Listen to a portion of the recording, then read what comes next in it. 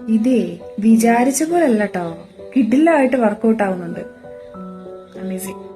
Chinese സ്റ്റുഡൻസുകൾ പഠിക്കുന്ന സമയത്ത് ഈ ഗാമ വേവ്സുകൾ കേൾക്കും അത്രേ. എന്തിനാണെന്ന് വെച്ച് കഴിഞ്ഞാൽ അവരുടെ മെമ്മറി നല്ലപോലെ സ്ട്രോങ് ആവാനും അവർക്ക് കോൺസെൻട്രേഷൻ കിട്ടാനും അതുവഴി പഠനം കുറച്ചും കൂടെ എളുപ്പമാക്കാൻ വേണ്ടിയിട്ടാണ്.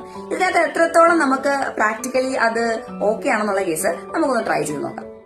എന്റെ ഫേവറേറ്റ് സബ്ജക്റ്റ് ആണ് ഡയറക്ട് ടാക്സ് ആണ്. ഇതിനകത്ത് തന്നെ നമുക്കൊന്ന് പരീക്ഷിച്ച് നോക്കാം.